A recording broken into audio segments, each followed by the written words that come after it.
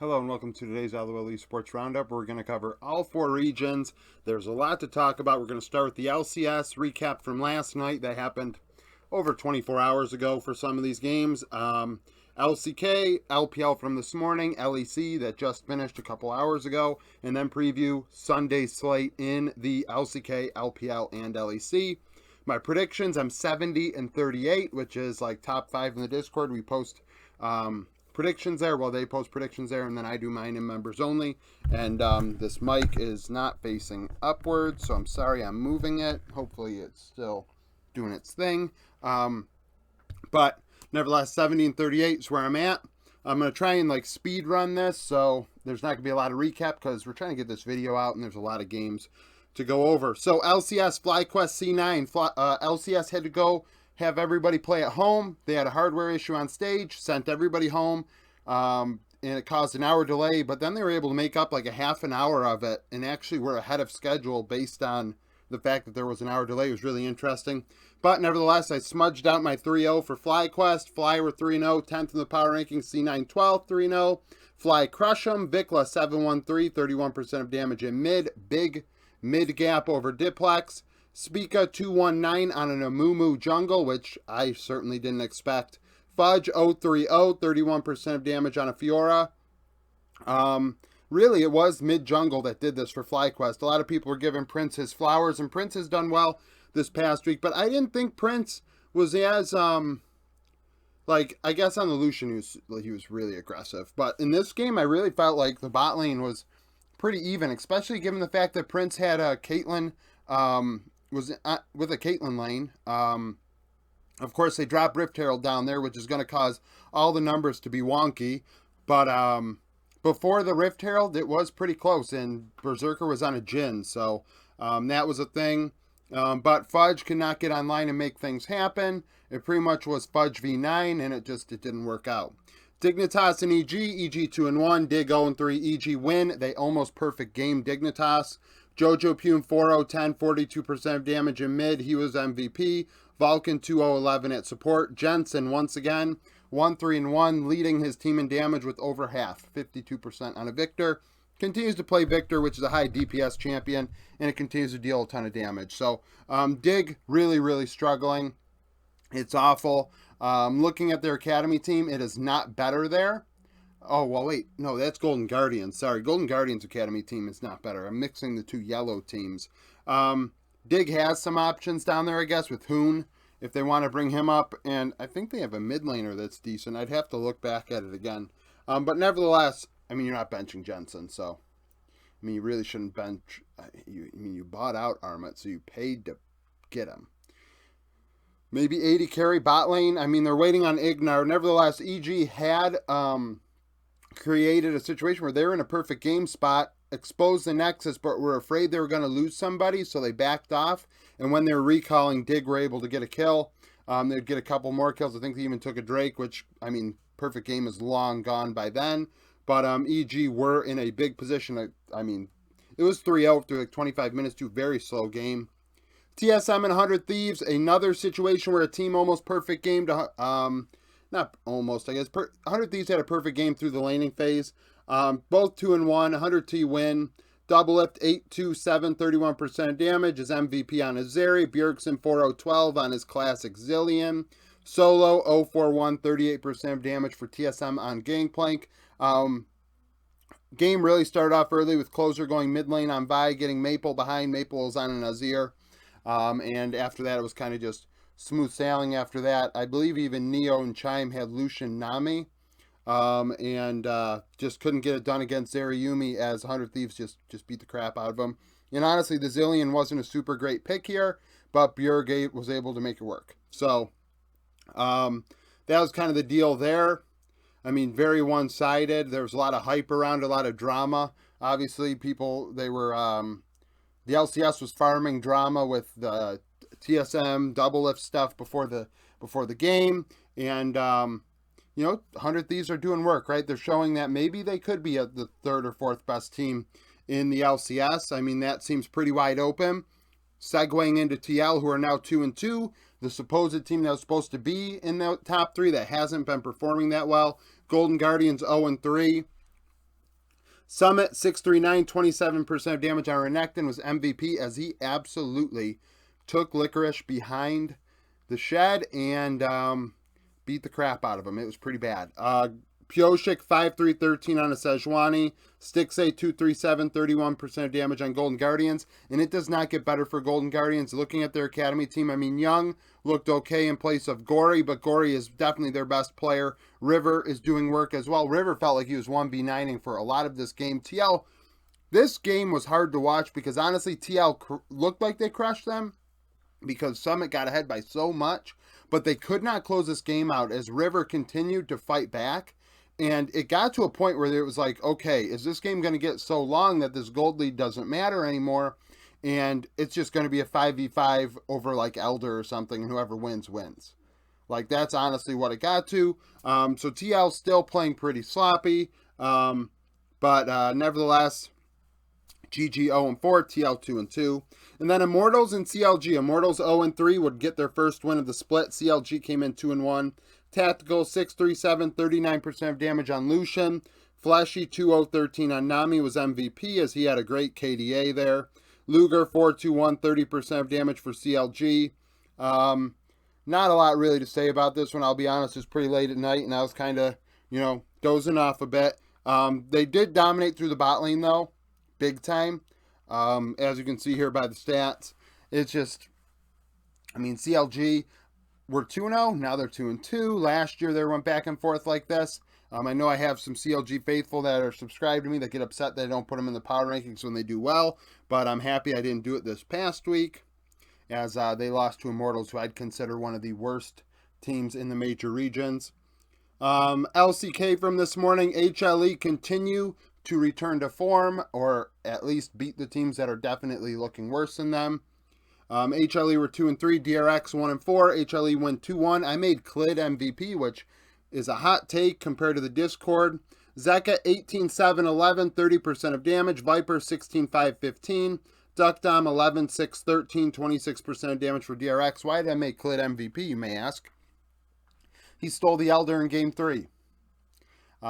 Stealing the Elder in Game 3 was huge. That allowed HLE to get back in that game, get a couple kills, and then Kassadin with Zeka and Viper with Draven were able to finish the game off. But I felt like Clid played a big part in that, in stealing that Elder. He doesn't steal the Elder. Who knows what happens with that game. But DRX continuing to struggle. It's an absolute disaster. I said this, I think yesterday described it that way actually. It's just awful. They lost everything except Beryl. Even the coaching staff, right? So they have Micro as the coach, and Micro really doesn't have a lot of history. I think if I recall correctly, I don't know if they have any head coaching history. But this is just not good. This is not a good spot. Rascal played Cho'Gath game 1, which is fun. They won that game. But otherwise, it was not great. T1 and Nongshim. T1 first in the power rankings. 4-1, Nongshim 1-4, T1 win 2-1. Faker 10-5-10, 31% of damage MVP. Carrier 6-6-23. Vital 10-7-8, 32% of damage. I thought Vital played well in game 2. I think it was on a Varus in that one and did a great job winning. They beat the bot lane, right? And the thing is, Carrier was playing Twitch, so he's getting a little freaky, and maybe the Twitch really isn't that good. We saw Beryl really struggle on it, and now we saw Carrier struggle on it.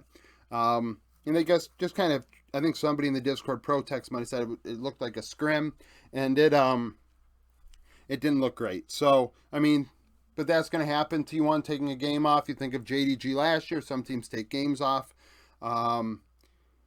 But at the same time, Nongshim do capitalize on that, which is a nice thing to see. That team, very young, needs wins like that to kind of build some confidence, have something to hang their hat on. LPL, we and OMG, World Elite 2-1, OMG 1-1, OMG win 2-0. Abel 10-6-19, 31% of damage. PP God 4-3-26. Shanji was my MVP, and I'll say why in a second. Hope 10-9-15, 37% of damage for we. He had over 1,000 damage per minute, Hope did. So a lot of big old damage out of the former JDG bot laner. But OMG did great. Shanju's MVP picked Rumble in game 2, Udyr game 1, and he solo killed somebody. I forget who it was. Maybe I don't remember if it was Aki or if it was well, not Aki. He's on his team. Damn it. I don't remember if it was Bubu or Hang, but he solo killed somebody early on the Udyr, and then his Rumble was super impactful in the other game. Early, it struggled. They really went after it, but then by the end, I think he started like 0-4-2 and ended up like 7-6-7 or something. So showed up in the mid to late game in a big way. I thought that Cream had his moments where he looked pretty good. But the bot lanes back and forth were, I mean, this is pretty close, right? Hope did his job. He died a bit, but he did his job. 1,000 DPM is a lot of damage. And Abel did his. So the team looks a lot better with PP God down there in bot lane over Jerry. It's just without a doubt. As OMG are going to probably push towards the top 25 this week. We'll see. IG and Thunder Talk. IG 3-0 coming into this one, 13th in the power rankings. Thunder Talk 0-2. Thunder Talk would win 2-1. Wanfang 4-4-20, 31% of damage. Beshwan 13-9-20, had some big Maokai games in this one. And then on 7-7-18, 26% of damage for IG, as IG once again, because they have Wink, use a double AD carry bot lane, which allows that DPS to be spread a bit thinner across the board. Speaking of AD carry bot lanes, Thunder Talk used a triple AD carry comp using Tristana mid. UCal looked very good in this series, I thought. Dove looked good in game 2. UCal looked good in game 1 and game 3. But I feel like Yao Yao's MVP because Yao Yao comes back onto this team and they beat IG, a team that everyone is just like, going crazy over. YSKM was not overly impactful in this one. I thought I predicted IG to win because I thought even despite Yao Yao being in here, I thought, okay, Thunder Talk can take a game. But YSKM should be able to eat Hoya alive. And it didn't happen. Hoya playing Scion in one game. I think he might have played Ornn in another. And that kind of thing is going to allow Hoya a chance because putting him on a weak side champion with mid to late game relevance as a facilitator is the thing to do. Put him on a tank. And that's probably the strategy they need to go with. Hopefully Yao Yao stays in the lineup. Beshwan playing as well as he did. Maybe that's some of the pressure they put on him by signing that one prodigy we talked about yesterday. So Thunder Talk get past IG, and it's going to be between OMG and Thunder Talk for that top 25 spot. I have to, wrestle with that a bit. BLG and Weibo, the match of the week. Everyone was hyped up about this one. We had some banter in the Discord about Bin versus the Shy. A little bit of trolling. BLG 8th in the power rankings. Weibo 4th. BLG 1-1. Weibo 1-0. BLG would win 2-1. Elk 14-6-12, 31% of damage. Shun, 18-7-20, MVP. Light 14-7-17, 29% of damage, leading the way for Weibo. So, what I make of this? So, game 1, Shun had Kindred, and he was allowed to carry. They put Yagao on Galio. It worked out great. A lot of people are looking at the Weibo draft and the Gragas. Gragas probably was a bad pick, yes. But at the same time, I think that by freeing up Shun to be on a carry like Kindred, and Yagao being able to play Galio is a big thing because somebody has to fall on the sword in BLG to be able to make it work because Bin is probably not going to do it. And that allowed them to win, and they blew them out. But I think too much was made of that. And probably too much is going to be made of this series overall, BLG winning 2-1. I mean, I'm going to appropriately treat the power rankings, however. But at the same time, this is Weibo's second series of the split. They have to work some things out still. So does BLG, HLE, DRX, IG, TL, FlyQuest even, these teams, there are a lot of teams that a lot of people are like, oh, these teams are really, really good on paper. And even I say they're really good on paper. But the difference is people expect results immediately, and that's just not going to happen with everybody, right? So with that in mind, like BLG and Weibo are actually at different stages right now. This is BLG's third series. It's Weibo's second. Weibo hasn't played for over 2.5 weeks pretty much. Like, it's a thing. Like, this stuff, these factor into how the results come to be, right? And unfortunately, in a single round robin format, you do not, take a rain check on this and be like, how do these teams actually, rank against each other until playoffs, if they even play in the playoffs, right? So that's just, the con of the LPL scheduling. But, Weibo had poor drafts. They got to work it out. It's as simple as that. Game 3, Jace was the only AD damage. The Shy dealt a ton of damage because of that, because everyone else was like that. Well, everybody on BLG were like, well, we're going to just, take Merc Treads and an MR item and not, worry about the other 4 players, and the Shy can deal damage. And it was whatever. So, Sean ends up being MVP. That Kindred game was good. He played in Italy. They allowed him to carry, and you can't allow Sean to carry like that. So that is the recap for these 3 regions. Now on to the LEC.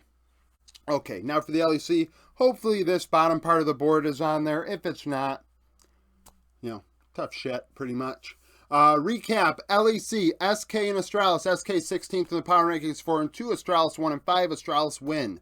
Finn 9-4-2, 38% of damage on a GP. Dajor 4-1-4. Exakick 13-4-6, 39% of damage. SK threw this game big time. Big time. They were up huge. Exakick, I think, had 7 kills in laning phase. Or the bot lane had 7 kills in lane phase. They absolutely smoked Astralis' bot lane. And it's a group effort as far as I'm concerned. Now, they could not roll that into anything. And I noticed that midway through, and Astralis are starting to get a kill here or there. And I'm like, the Drakes are, I think, 2-2. And I'm like, this is where, you should have had all the damn Drakes. You were dominating the bot side of the Rift. Why don't you have Drakes? Why are we not going to Soul Point at 21 minutes? I mean, not Soul Point. Why aren't we going to Soul? Why aren't we fighting for Soul at 20 to 23 minutes? So they threw the game. Poor macro as far as I'm concerned. In addition, I thought Surtis was a little sus. Dajor 4-1-4. And Finn, the game got to a point where GP became a menace. And he started hitting barrels, and he carried. So, Astralis win, and their hopes to continue on are still alive. Heretics and Excel. Heretics 3-3. Excel 1-5. Heretics win. Jack Spectra dominates on a Draven. 14-3-1. 30% of damage. I believe that's his one trick. Yankos 3-1-16. Vethio 6-4-2. 30% of damage on Jace. Heretics went bot lane a few times, actually. And it actually got so hypey down there that it allowed Vethio to roam down there at one point, I think towards the end of laning phase, and get a double kill that kind of put Excel back into the game. But Heretics rolled him over. This was mainly a bot lane. This is 14 kills for Jack was clearly a bot lane win, right? Eevee and Odo were kind of irrelevant up there. Mid lane was Dajor was pretty irrelevant. I don't really have a lot to say about that. XL are a disaster. A lot of people want to blame, point fingers. This is a group effort. Because I'm not live viewing anymore, I have co-stream. I have a co-stream up, and I'm watching the games. So I'm listening to whoever, and I've been listening to Yamato, and he said it as well. XL. You think about it, and it's right. Excel, everybody on that team had a lot of high resources last year. They had a lot of attention. Odoamne got a lot of ganks from Malrang. Xerxes was able to do a lot for Astralis. I felt like he was the best player on Astralis last year for a lot of it. I think I had him in my summer all-pro team. Not first team, but I think third team or something. I thought he definitely was given a lot of agency on that team, was given good picks and things like that. Vethio, obviously, being with Misfits, he was their carry. Patrick being given a lot of resources now, given a lot of resources with Excel last year. And Targamas was given a lot of freedom in draft to do a lot of different things. Whereas now it seems like, okay, who's actually... we got to kind of figure this out. And we said it. And I just said it on the other board. These teams may, sometimes it takes a while for them to figure it out. And in the case of the LEC format, you don't get time to figure it out. You either have it or you don't, and Excel simply don't. There are teams that have struggled in the first few weeks of the LEC. You think about it, in a normal situation, what is this team? Through the first 2 weeks, they would have, first 3 weeks, what? They would have, They'd have 7 games out of 18. So what? They'd be like, I would say what? By the end of this week, maybe, let's be generous to them, 2-5. 2-5 teams have come back before. So, unfortunately, you can't do that in this format. BDS and G2, BDS 19th, G2 16th, G2 win. Both teams were 4-2. Caps 905, 27% of damage on a rise. Hansama 5-2-11, overcoming an early game snafu where Crowny went 6-5-2, 40% of damage on a Lucian. BDS's bot lane did win lane, in my opinion, and they had a couple kills, actually. Really did well down there, but in the end, the team fighting wasn't there, and Caps kind of took over on the rise. Adam, they banned his Olaf, banned his Darius, and then he came back down to earth. He picked Jack's Blind and did not punish BB, who picked a Gnar. Wasn't the strongest pick in that spot, but he picked it. I mean, a solid pick. It's not I'm not saying it's a bad pick, but it's not the strongest pick. But they G2 win, right? They win. And that's all you can really ask for out of G2 right now. Fnatic and Mad Lions. Fnatic 2-4 will fall to 2-5. Mad Lions now 5-2, 23rd in the power rankings. Niski crushed it on a Cassiopeia, 8-2-2, 28% of damage. He had a Rod of Ages before 7 minutes. Excuse me. Chasey 5-1-2 on a Renekton. Reckless once again leading the way for Fnatic, 301, 29% of damage, being the king of KDA players. I mean, it is what it is. I'm a Reckless fan. And I'm just going to say he's clearly playing like a KDA player, for better or for worse. And Fnatic are losing. Fnatic are losing, and it's pretty bad. Fnatic and Excel could be the 2 teams out at the end of the weekend. Who would have? I mean, I've been saying all along, I don't think that's great. I don't think that's great for the LEC. I don't think the LEC likes that at all. But nevertheless, Niski crushed it. Elyoya crushed it. And that was kind of it. The 2v2 in mid was big. 2v2 in top was big. And Mad Lions continue to roll. If you don't play your A game against Mad, they will beat you. If you do, you can beat them. That's kind of the way I view Mad Lions, and it's the way I view Koi. Koi beat Vitality today. Vitality were 5-1, 11th in the power rankings, and Koi 2-4. They needed this win. They got it. Now they are ahead of Fnatic, and this is big. This is a big deal. Larson 7-1-6, 32% of damage on a Nazir in mid. Trimby 2-0-10 on an Ashe. He was MVP. And Perks 2-5-0, 29% of damage on a LeBlanc mid. It struggled a lot. I think it is more than just that. But at the same time, he couldn't dodge an arrow for his life. And that's why Trimby's MVP. He hit a ton of arrows. He was super impactful. The Ashe is a super strong pick in support and AD carry right now. And Koi. And it's kind of funny because going into this weekend, the thought was Koi's scrims were so bad they were going to be dead in the water. And they kind of figured it out. I will say they put Bo on a Sejuani, and he didn't facilitate. Let's put it this way. He did not get results from facilitating. I think he was 0-0-1 when this game was out of reach. Like, got to do something with the Sejuani. You got to get something out of it. Like, and I mean, I think Perks definitely did not do well in this game, but there is some agency there where Sej is like a pick that needs to do things, and it simply wasn't. And I think the build path was a little sus. If I remember listening to Yamato, he kind of questioned it. So, I mean, it is what it is. It is what it is. Koi ended up getting a win. Like I said about Matt, it's the same thing about Koi. If you do not play your A game, you will probably lose.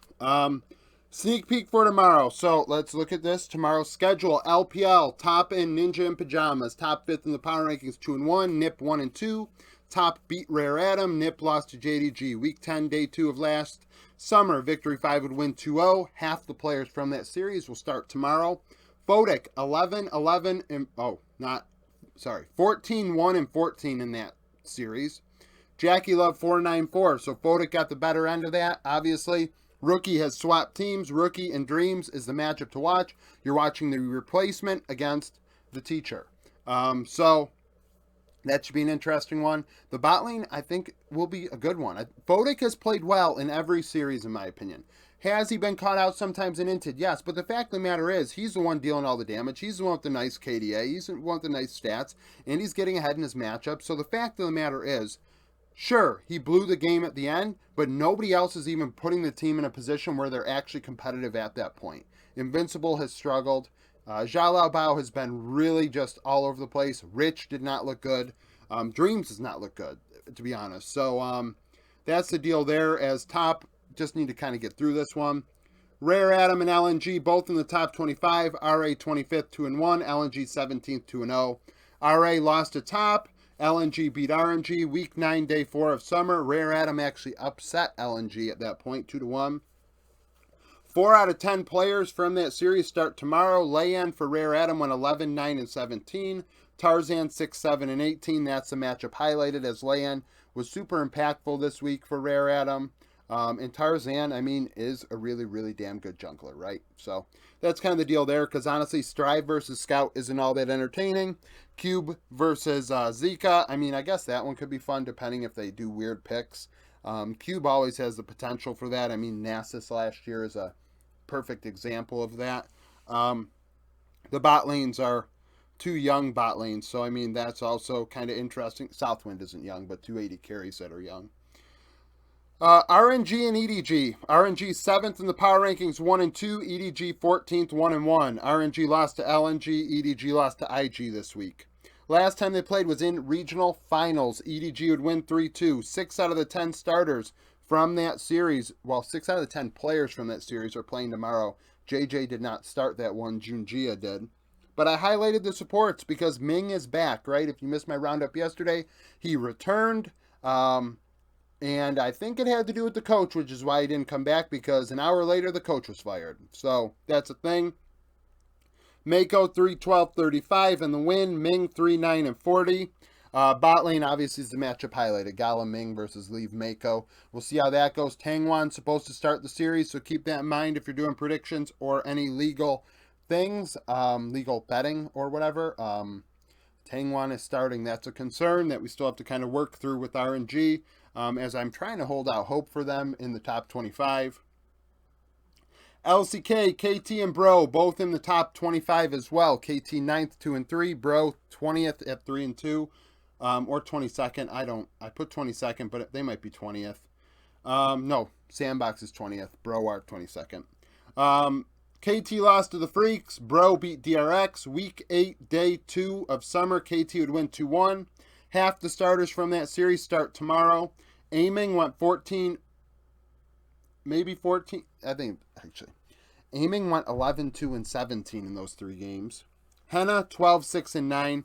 Bot lane is a matchup being highlighted.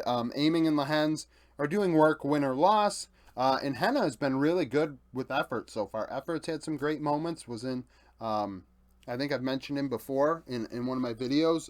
Doing very well. And Bro are doing okay. I mean, they take forever. I hate watching them play, but they are winning games, and KT really can't say that for themselves.